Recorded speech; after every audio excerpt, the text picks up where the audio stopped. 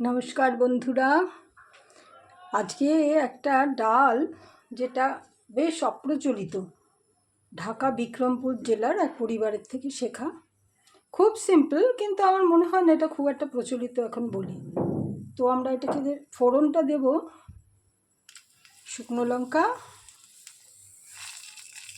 সর্ষে, এই যে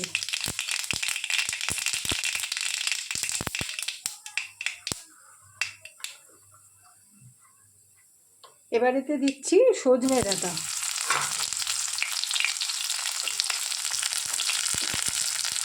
একটু অল্প একটু ভাজবো।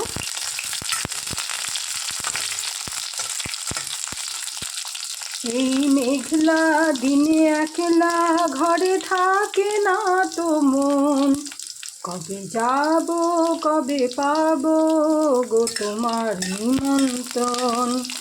এই মেঘলা দিনে একলা ঘরে থাকে না তো মন, কবে যাব কবে পাবো ও গো তোমার নিমন্ত্রণ। একটু এটা ভাজা হলে, বেশি ভাজতে লাগে না, কেননা সজনে ডাঁটা তো সবজিটা হিসাবে নরমই সে, কিন্তু তবুও একটু দিচ্ছি। কেন, এর সাথে যেটা যাবে সেটা হচ্ছে ঢ্যাঁড়স, ছোট ছোট ঢ্যাঁড়স। ঢ্যাঁড়স দিয়ে ডাল কিন্তু খুব কম লোক খায়।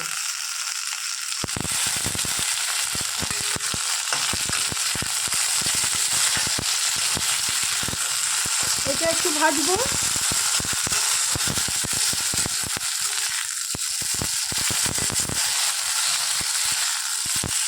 জুঠে মনে হাওয়া করে শুধু আসা যাওয়া, জুঠে মনে হাওয়া করে শুধু আসা যাওয়া। হায় হায় রে দিন যায় রে ঘরে আধারে ভুবন, কবে যাব কবে পাবো ও গো তোমার নিমন্ত্রণ। এই যে একটু একটু ভাজা হলো, এবারে দেবো এতে কাঁচা আম। এটা দেখতে লাল কিন্তু প্রচণ্ড টক, মানে এই শেষের দিকে তো আমগুলো একটু পেকে পেকে এসছে, কিন্তু ভীষণ টক, সেই জন্য আমি চারটেই দিলাম।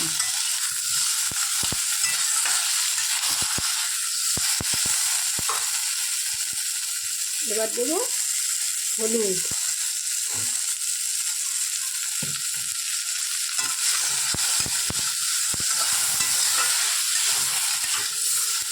সাধারণত ঢ্যাঁড়সের ঢাল কিন্তু খায় না, ওটা একমাত্র সাম্বারে ব্যবহার হয়, কিন্তু এই ডালটা কিন্তু হারিয়ে যাচ্ছে, দেশ ভাগ হয়ে গিয়ে বহু রান্না হারিয়ে গেছে, সেটাই আমি তুলে ধরার চেষ্টা করছি। এবার দিয়ে দেবো দেখুন মুসুরির ডাল।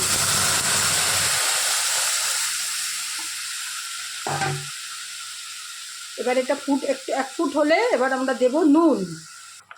ডালটা ফুটে উঠেছে, দিয়ে দিলাম দুটো কাঁচা লঙ্কা। এবার দেব নুন, আর একটু লাগবে, একটু কমিয়ে দিন, তাহলে নুনটা ঢুকে যাবে।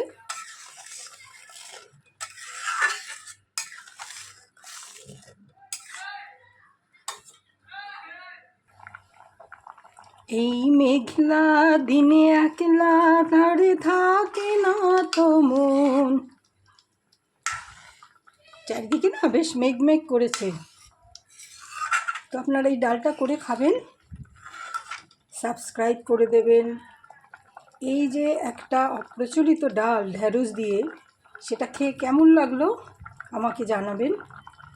তো এই যে দেখুন সব সিদ্ধ হয়ে গেছে, আর ঢ্যাঁড়সের মাথাটা একটুখানি কাটবেন, ল্যাচটা একটু কাটবেন, তাহলে কী হবে, এটার থেকে আর কোনো ওর যে একটা আঠালো জিনিস বের হয় সেটা আর বেরোবে না। একদম পুরো হয়ে গেছে, এবার আমরা এটাকে নামিয়ে নেব।